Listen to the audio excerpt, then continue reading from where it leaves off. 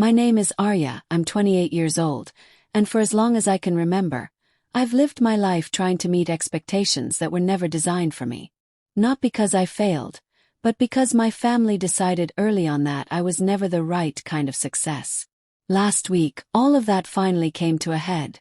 It started with a charge on my credit card. $5,600, withdrawn without my permission. 4 business class tickets to the Maldives. None of them were for me. But to understand why that moment broke something open inside me, you need to understand how my family works. Imagine our family as a solar system.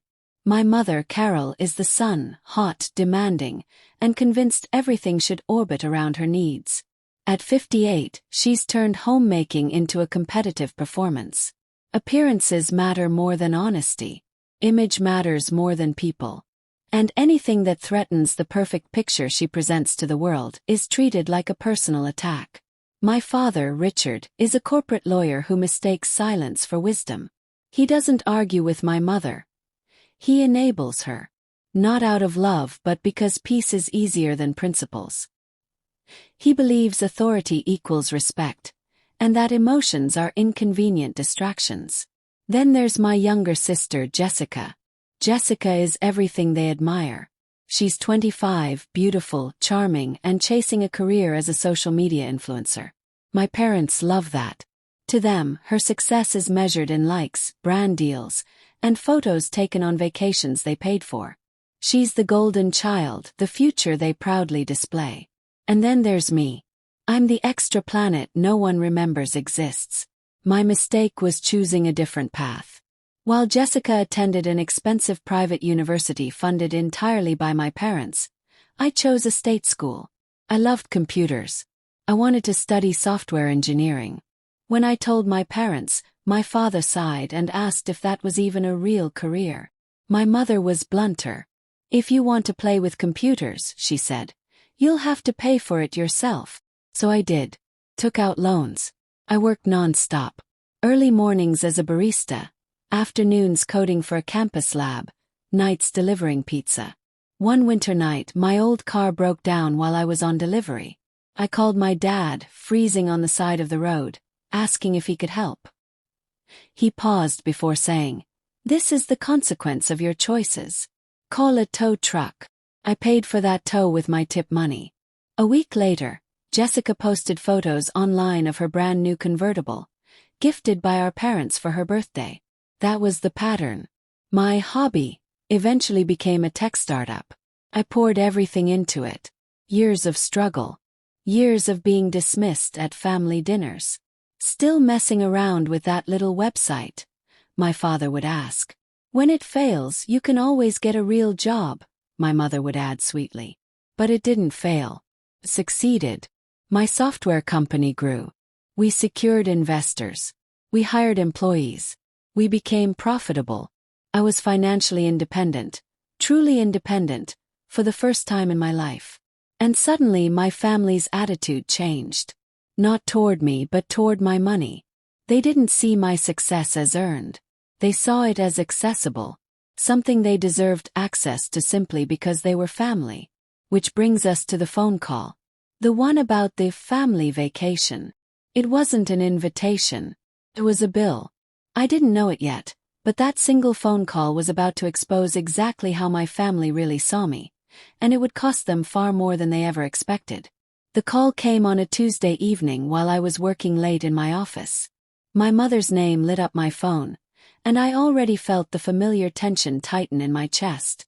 I answered anyway. "Arya, sweetheart," she began, her voice dripping with artificial warmth. I recognized the tone instantly, the one she used right before asking for something.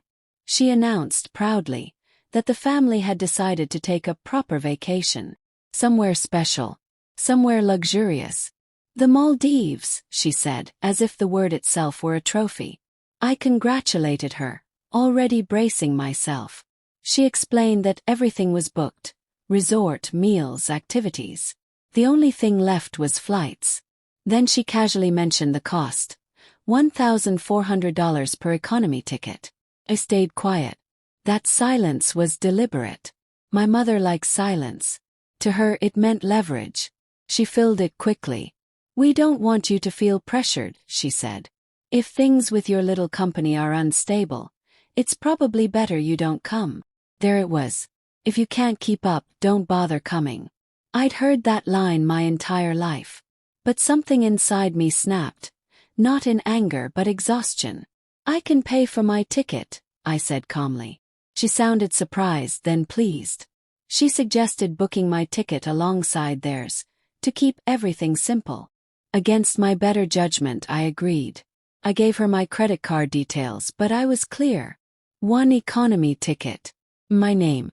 For $1,400. She agreed. Or so I thought. The next day, during a team meeting, my phone buzzed with a notification from my credit card app. $5,600 charged. For tickets. Business class. None of them for me. My parents, my sister, and her boyfriend. They hadn't just excluded me. They had funded their luxury with my trust.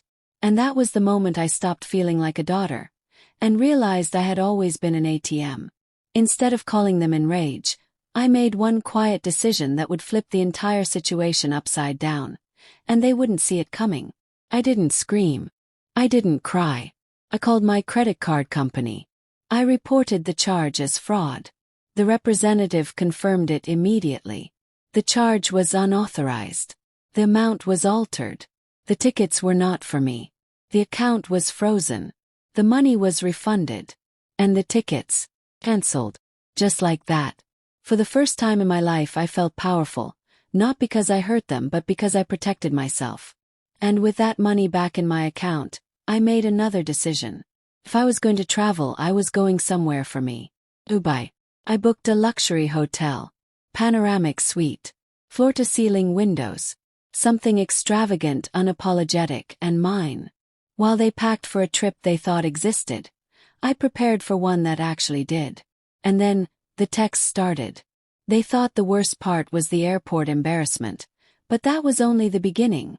The day of their flight, my phone exploded with messages. "The tickets aren't working. They say the reservation doesn't exist. What did you do?" I didn't answer. Then came the pounding on my door. My father stood outside, furious. Beside him was his lawyer. They demanded money, accused me of sabotage, threatened legal action. So I handed the lawyer a folder. Inside were receipts, messages, proof, the fraud report. The lawyer read quietly, then turned to my father, pale. "This is credit card fraud," he said. "If this goes further, you lose." They left without another word. For the first time, my father looked afraid of me. That night, while they returned home empty-handed, I was boarding my own flight, toward a life I finally chose for myself. I flew alone. I slept in luxury. I woke up without guilt. No family expectations. No manipulation. No shame. Just peace. I blocked their numbers. I focused on my company. My life. For once, I wasn't trying to keep up. I was setting my own pace. But the real lesson didn't come from Dubai. It came from finally letting go of people who never planned to treat me as family. Some families don't want you to succeed, they want access. Some people don't celebrate your growth, they exploit it. You can't earn respect from people who profit from your silence. The only winning move is to stop playing. If you've ever been told you can't keep up, maybe you're not meant to. Maybe you're meant to fly higher, on your own path. I wish I could say that after my father and his lawyer left my apartment, everything magically became quiet and resolved. Didn't. But something did change. For the first time in my life, the chaos wasn't inside me. It was entirely theirs. The next morning, I woke up to a dozen missed calls and an avalanche of text messages. Not apologies. Not accountability. Panic. Jessica's messages came first. "You didn't have to humiliate us like this. Do you know how bad this looks? Mom hasn't stopped crying." I read them without emotion. What struck me wasn't guilt, it was irony. They weren't upset that they had stolen from me. They were upset that the consequences were public. That their carefully curated image had cracked in front of strangers at an airport counter. My mother finally left a voicemail. Her voice was shaky, wounded, but still manipulative. "How could you do this to your own family?" she sobbed. "We raised you. We sacrificed for you. And this is how you repay us." I replayed that message twice. Not once did she deny the fraud. Not once did she apologize. She truly believed I owed them access to my life simply because they were related to me. That voicemail became my turning point. I didn't respond. Not because I was afraid, but because I finally understood something I'd avoided my entire life. Explaining myself had never helped. Every explanation I'd ever given them had only taught them how to push harder. So instead I went silent. I blocked my parents' numbers. I muted Jessica. And for the first time, I let them sit with the consequences of their actions, without my emotional labor cushioning the fall. The silence drove them insane. Within days, extended family members started reaching out. Aunts, cousins, even a family friend I barely knew. They all shared the same story. "I heard there was a misunderstanding. You should really be the bigger person. Family forgives family." I didn't correct them. I didn't defend myself. Because I finally understood another hard truth. People who benefit from dysfunction will always call boundaries cruel. Focused on my own life. Work felt lighter. My startup was thriving. Decisions came easier. I slept better. I laughed more. I stopped bracing myself before checking my phone. The absence of my family's constant judgment felt like oxygen. 2 weeks later, my father emailed me. It wasn't an apology. It was a legal update. They had decided not to pursue any claims. They wanted to put the matter behind us. He ended the message with a line that almost made me laugh. "We hope you'll reflect on whether this was worth the damage it caused." I didn't reply. 'Cause yes, it absolutely was. What they lost wasn't money. It wasn't a vacation. They lost control. They lost the version of me that tolerated disrespect just to keep the peace. They lost the daughter who paid the bills quietly and accepted being minimized. And they were never getting her back. A month later, I posted a single photo online. Not a rant. Not a call-out. Just a picture from my Dubai trip. Me standing by the window of my hotel suite. City lights glowing behind me. No caption. Jessica saw it. She blocked me. And oddly enough, that felt like closure. People ask me now if I regret how things ended. I don't. Because family isn't defined by blood. It's defined by behavior. And the moment someone treats you like a resource instead of a person, the relationship is already broken. I didn't destroy my family. I simply stopped funding their illusion. And sometimes, the bravest thing you can do isn't fighting back loudly. It's walking away quietly and letting people feel the absence of the version of you they exploited. What surprised me most wasn't losing my family. It was discovering how much stronger, calmer, and happier my life became once I finally chose myself. Cutting my family off didn't feel dramatic at first. There was no explosion, no final screaming match, no cinematic moment where I slammed a door and walked into the sunset. What actually happened was quieter, and far more unsettling. My life simply stabilized. Weeks passed, then months, and in that time something strange occurred. Nothing bad happened. No crisis, no collapse. No guilt-fueled regret like I had always been warned would come if I ever abandoned my family. Instead, my days became peaceful. I woke up without anxiety sitting heavy in my chest. I stopped checking my phone compulsively. I stopped rehearsing conversations in my head, imagining how I'd defend my choices, my career, my spending, my existence. That constant background noise was gone. At work, my confidence sharpened. Without my family's voices undermining me, I started trusting my own instincts more. I made bolder decisions for my company. I negotiated harder.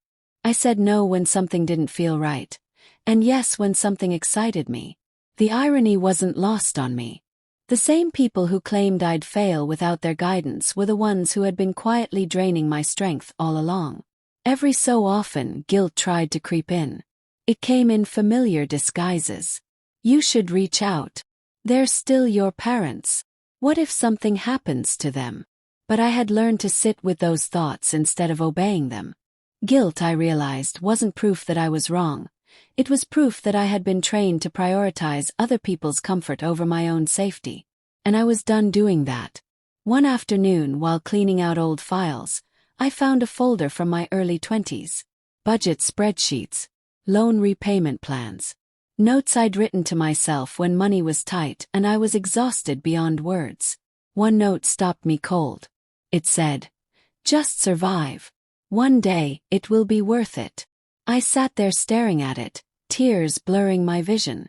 Because that day had come, and the people who benefited most from my survival had never once acknowledged what it cost me. Not the nights I cried alone. Not the years of being dismissed. Not the humiliation of being treated as less than, while still being expected to give more. They didn't want me empowered. They wanted me useful. And realizing that hurt, but it also freed me. A few months later, I ran into an old family friend at a coffee shop. She recognized me immediately. "I heard things are tense with your parents," she said carefully. I smiled politely. "They are," I replied. "But I'm okay." She hesitated before asking, "Do you ever think about fixing it?" I thought about that question longer than she probably expected. "Yes," I said finally. "But not at the cost of fixing myself back into someone they could control." She nodded slowly, like something had clicked for her. And that was enough. I don't hate my family. I don't wish them harm. I just refuse to sacrifice my peace on the altar of their entitlement ever again. If they ever reach out with accountability instead of accusations, maybe there's room for conversation. But until then, distance isn't punishment. It's protection. I built a life without their approval. I learned to celebrate my wins without waiting for validation that would never come. I learned that love doesn't demand self-erasure. And I learned that walking away doesn't make you weak. It makes you honest. So if you're listening to this and you feel that familiar knot in your stomach every time a family member calls, if you're always expected to give, pay, forgive, and stay quiet, hear this clearly. You are not selfish for choosing yourself. You are not cruel for setting boundaries. And you are not broken for outgrowing people who only loved the version of you that benefited them. Sometimes the real success story isn't the money, the career, or the luxury hotel suite. Sometimes it's waking up one day and realizing your life finally belongs to you. And if this story made you uncomfortable, maybe it's because deep down you already know. It's time to stop paying the price for someone else's comfort and start investing fully in yourself.